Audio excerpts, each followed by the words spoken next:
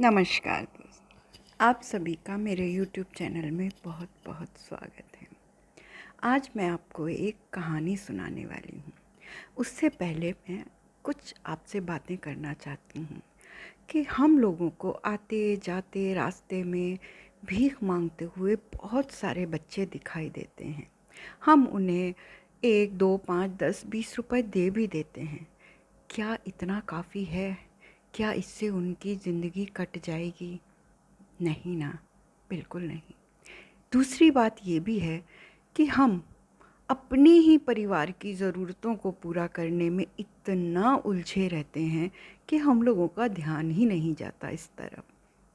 अपना ही परिवार संभल जाए काफ़ी है। लेकिन अगर ज़िंदगी में किसी एक व्यक्ति का भी जीवन अगर हम या आप सुधार पाए तो समझ लीजिएगा धन्य हो गया हमारा जीवन। आज जो आपको मैं कहानी सुनाने जा रही हूँ उसे सुनकर आपको यही सीख मिलेगी कि किसी एक का जीवन भी अगर हम सुधार सकें तो वह भी काफ़ी है।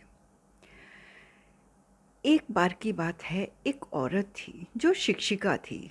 तो एक ही रास्ते से अक्सर उन्हें आना जाना पड़ता था।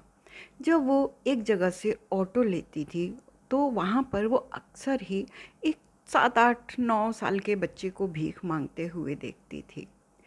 ना चाहते हुए भी पता नहीं क्यों वो उसकी तरफ खींचती, उसका ध्यान उस तरफ जाता, सिर्फ देखती, कुछ उसे कभी नहीं कहा, सिर्फ उसके फेस एक्सप्रेशन देखती। कोई उसे 1 रुपया देता है तो उसका क्या रिएक्शन एक्सप्रेशन होता है, जब वो 5 या 10 रुपए देता है तब उसकी क्या फीलिंग होती है, वो सब वो अक्सर उसे नोटिस करती रहती थी।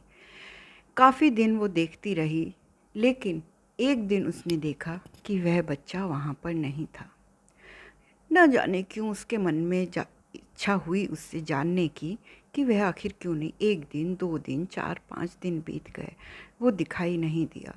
उसने किसी से जानने की कोशिश की तो पता चला कि वह पास के ही एक किसी झोपड़ी बस्ती में रहता है और सिर्फ वो और उसकी दादी रहते थे।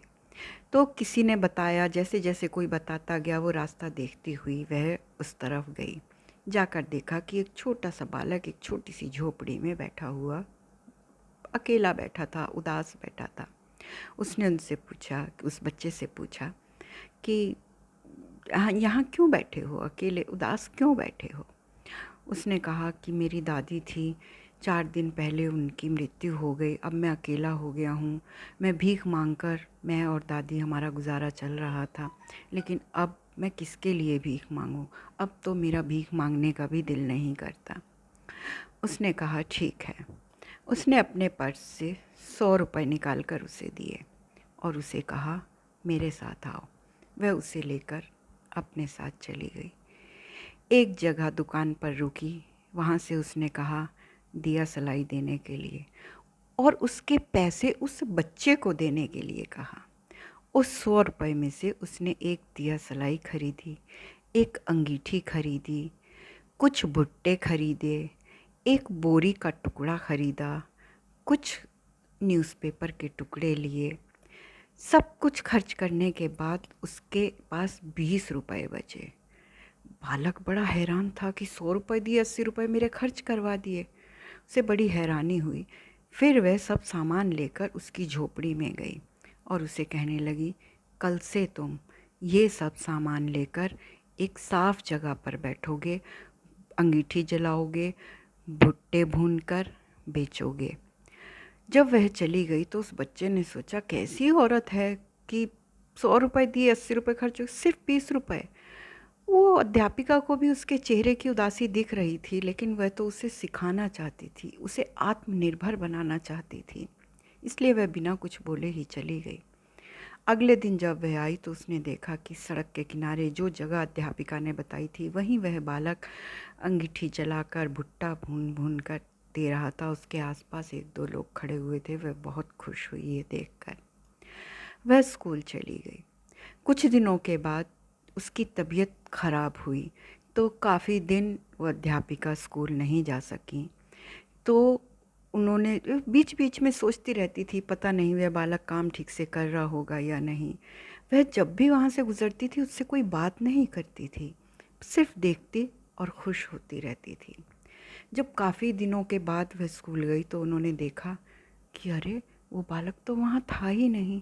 ना बालक, ना अंगीठी, ना कुछ। उसने इधर उधर नज़र दौड़ाई तो देखा कि एक ठेले के ऊपर एक कुछ भुट्टे रखे हुए थे, साथ में कुछ फल, कुछ सब्जियाँ, और वही बच्चा उन सबको बेच रहा था और पास में ही कुछ ग्राहक ले रहे थे। और उसने देखा वो बहुत मन लगाकर उन सबको सामान दे रहा था। वह बिना कुछ बोले वहाँ से निकल गए। कुछ दिन वो ऐसे ही देखती रही, सिर्फ ऐसे ही काम करते हुए देखती रही। फिर कुछ दिनों के बाद उनके सड़क टूट गई थी, तो सड़क को पक्की करवाने के लिए काम चल रहा था, तो उनको दूसरे रास्ते से होकर विद्यालय जाना पड़ता था। उन्होंने देखा कि वह बच्चा, जब कुछ दिनों के बाद वे वापस आई तो उन्होंने देखा वह बच्चा नहीं है, उसका ठेला नहीं है। वे घबरा गई। उन्होंने फिर इधर उधर नज़र दौड़ाई तो देखा थोड़ी दूर पर एक छोटी सी दुकान के ऊपर लिखा हुआ था, मनोज की दुकान, फ़ास्ट फूड की दुकान। उस बच्चे ने फ़ास्ट फूड की दुकान खोल ली थी, लेकिन उस दुकान के सामने उसने फल, सब्जियां और भुट्टे की व्यवस्था, भुट्टे बेचने की व्यवस्था भी की हुई थी। वह उसने नहीं छोड़ा। यह देखकर लेखिका, अध्यापिका बहुत खुश हुई। यह खुशी जो होती है ना, दूसरों को खुश करके दूसरों को आत्मनिर्भर बनाने के बाद जो खुशी मिलती है ना, वह अनमोल होती है। एक बार कुछ ऐसा करके तो देखिएगा, उस अनमोल खुशी का अनुभव करके देखिएगा। कहानी अगर अच्छी लगी हो तो लाइक, शेयर, सब्सक्राइब ज़रूर कीजिएगा। बस अच्छा लग